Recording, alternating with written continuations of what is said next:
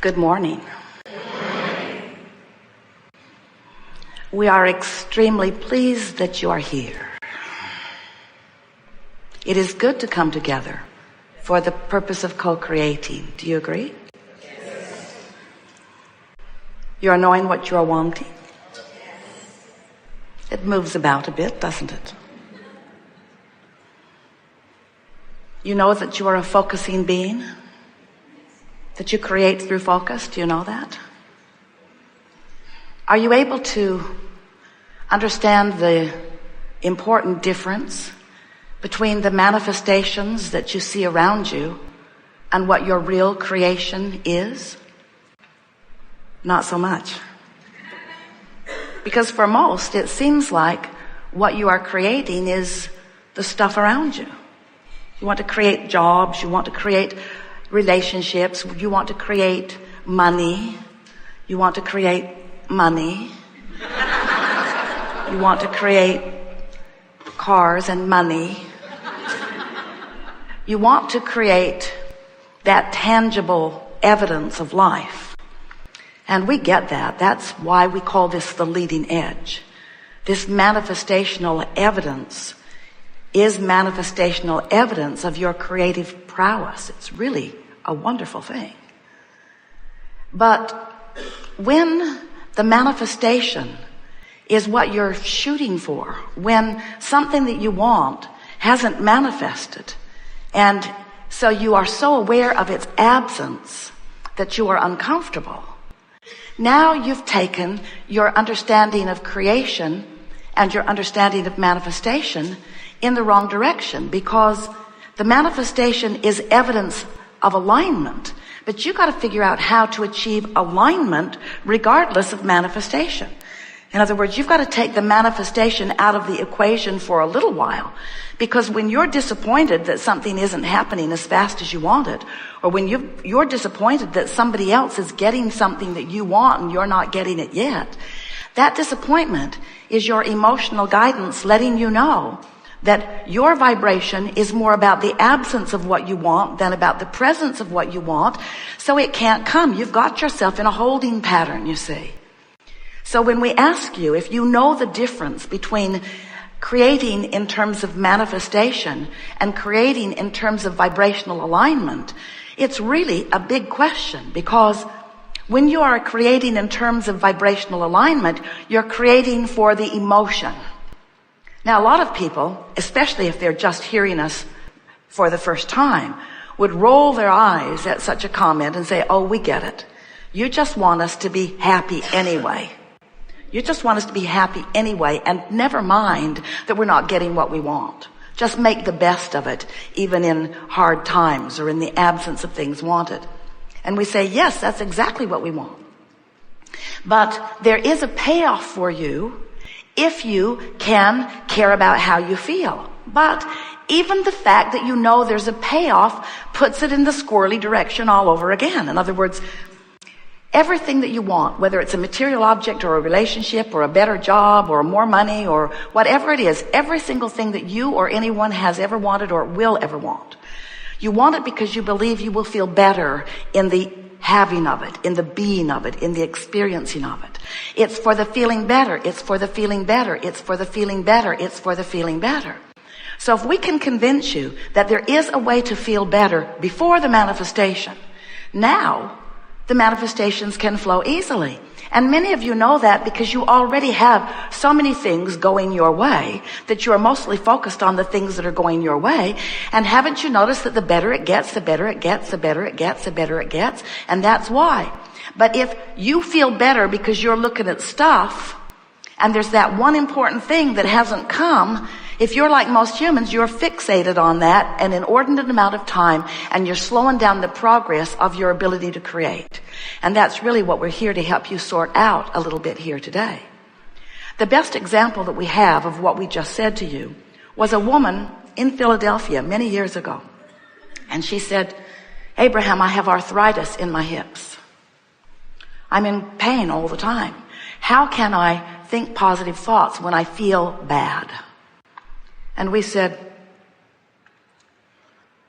because you can feel pain and hope, or you can feel pain and fear, because the emotion doesn't have to follow the physical manifestation. If you can separate disappointment from not enough money, your state of being is not enough money, but your feeling isn't fear or disappointment. Your feeling is anticipation or hope. The money's a-coming. But if you let what is dictate how you feel, if you're beating the drum of it, trying to get sympathy from others about it, talking about it, worrying about it, obsessed with it, stewing over it, whatever you're focused upon is going to get bigger and bigger and bigger and bigger and bigger until you take your attention from it. You have to find a way of separating the reality, the manifestational reality, from the emotion. Now, why does that work? Why is there power in that? Because everything that is created has a vibrational beginning. So when you know what you don't want, you launch rockets about what you do want, and those rockets of desire that are proportionate to the power of your knowing what you don't want. In other words, to the degree that you don't want something, to the same opposite degree you do want something. If you sort of want it, if you sort of don't want it, you sort of want it. If you sort of want it, you sort of don't want it. If you really don't want it, you really want it.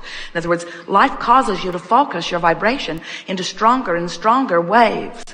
So when you really want something, that rocket goes into what we are calling your vortex. It's this holding pattern. It's this vibrational place where the larger part of you, the part of you that existed before you came into this physical body, the part of you that still remains in that non-physical precisely focused perspective, that non-physical part of you remains in that vortex and holds steady to the furthermost desire that you have carved out of all that you have lived. It's like a placeholder. It's like the furthest, most leading edge placeholder, vibrational placeholder of that which you have become. That which you have become. That which the larger part of you has become. Therefore, that which you have vibrationally become, but that which you have yet to manifestationally become. You get it? That which you have yet to manifestationally become. Now, the gap between vibrationally becoming it and manifestationally becoming it, that gap has only to do with how long it takes you to get happy in the absence of the manifestation. In other words, if you can follow the joy, in optimism, you'll go fast. In pessimism, you'll go slowly. In fear, you don't move at all. In anger, you slow yourself way, way, way, way down. In optimism, faster. In hopefulness, pretty fast. In believing, so very fast. In knowing, you're right there, you're right there, you're right there, you're right there, you're right there. So the sales job that we're doing as we're playing with you here, especially in the beginning of this day, there are a few things that we really want you to accept from us. And we will do our very best to convince you. And usually we are quite convincing because our knowing is strong. You are vibrational beings. Most of you don't know it. You are vibrational beings. You are told about your vibration. It's indicated to you by emotion. Because the larger part of you, you can never get away from. The larger part of you, you're not dead or alive. You are alive and alive. The larger part of you is always offering this vibration. So there's always a signal that's being offered. And you, as you are focused and conscious, you are offering a vibrational signal as well. So there is always this relationship between the two vibrational aspects of you, which are indicated by your emotions. The better you feel, the more aligned you are with who you are and all that you have become. The worse you feel, the more out of alignment you are with who you are and who you have become. And that really is all you need to know. Now, we get it that you get it. And you get it that we get it that you get it. In other words, we all get it that we all get it. In other words, you get it. We know that you get it. But practicing it is something else altogether, isn't it? Practicing it is something else altogether. And do you know why it's hard for you to practice this, to put it into action? Is because you have become one of many who de-emphasizes your emotions. You don't let your emotions count for much. You don't realize that anger really matters because it's an indication of vibration. When you are in your vehicle driving down your freeway and you're steering and you get off onto those bumps on the side of the road. Esther plays with Jerry with the bumps on a pretty regular basis. It always gets his attention.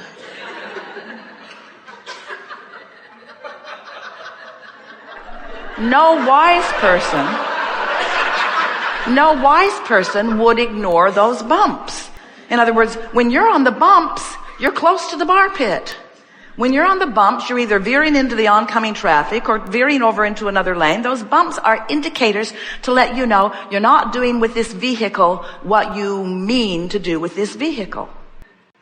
So when you feel the bumps of negative emotion, it's an indicator to do something. But so often you don't, because it's entertaining to complain.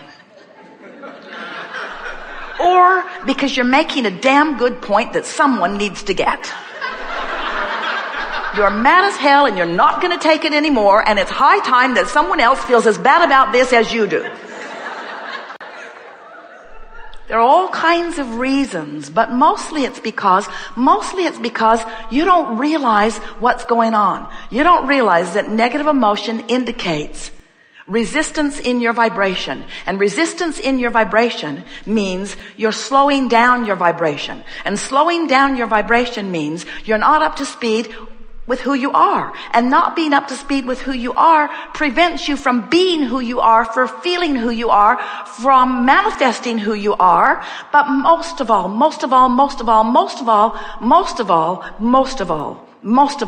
it doesn't feel good. It doesn't feel good. It doesn't feel good to not be who you are. Why you put up with that defies the logic of source energy, we want to tell you.